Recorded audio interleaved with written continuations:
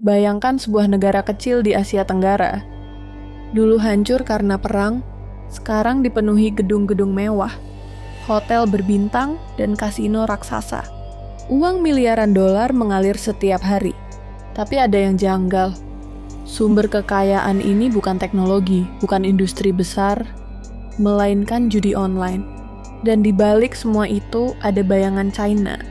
Lebih mengejutkan lagi, di balik gemerlap itu, ribuan pekerja dari Asia, termasuk banyak orang Indonesia, hidup seperti budak modern. Dan di Indonesia sendiri, jutaan orang jadi korban judi online. Uang dari masyarakat kecil mengalir ke Kamboja. Apakah Kamboja sedang bangkit? Atau sedang menjadi bom waktu yang bisa mengguncang Asia Tenggara, termasuk Indonesia? Pertumbuhan ekonomi Kamboja beberapa tahun terakhir mencatat 5-7% per tahun. Kota Sihanoukville, yang dulu kota pelabuhan biasa, berubah jadi mini Makau. Kasino dan pusat judi online tumbuh di mana-mana. Ribuan pekerja asing dari Cina dan Asia Tenggara berdatangan. Banyak yang dijanjikan pekerjaan layak, tapi malah dijebak dan dipaksa bekerja di pusat judi ilegal. Sektor ini menjadi penyumbang miliaran dolar pajak untuk pemerintah Kamboja. Namun pertumbuhan ini rapuh. Bergantung pada satu sektor yang penuh kriminalitas. Banyak bisnis judi ilegal, pencucian uang, dan sindikat kejahatan beroperasi di balik layar. Rakyat Kamboja dan para pekerja asing seringkali tidak menikmati hasilnya.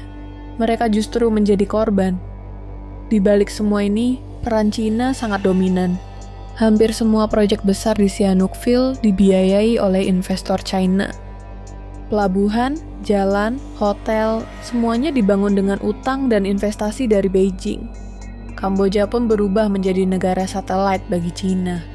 Di forum ASEAN, Kamboja mendukung posisi Beijing di Laut Cina Selatan. Kamboja bahkan memblokir kritik terhadap kebijakan Cina. Ada dugaan China mendapat akses militer di pangkalan pelabuhan Ream. Situasi ini membuat negara-negara lain resah. Vietnam dan Thailand mulai khawatir dengan kehadiran Cina yang semakin kuat. Amerika Serikat menuding Kamboja sebagai pintu gerbang militer Cina di kawasan.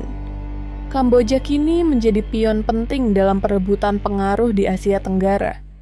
Di balik kilau kasino, ada sisi gelap yang lebih dalam. Ribuan pekerja migran dari Indonesia, Filipina, Vietnam, dan Myanmar terjebak dalam jerat penipuan.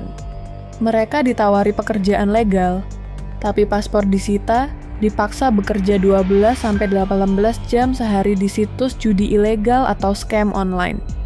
Yang menolak disiksa, bahkan dijual ke sindikat lain.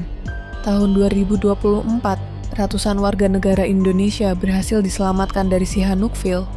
Mereka disekap dan dipaksa bekerja di pusat judi ilegal. Sebagian besar berasal dari keluarga sederhana. Mereka terjebak karena tergiur iklan lowongan kerja palsu. Dan bukan hanya para pekerja yang jadi korban. Di Indonesia sendiri, korban judi online semakin banyak. Buruh pelajar, bahkan ibu rumah tangga kehilangan tabungan. Banyak yang berutang ke pinjol demi berjudi lagi. Uang mereka akhirnya lari ke operator judi di Kamboja, memperkuat bisnis ini.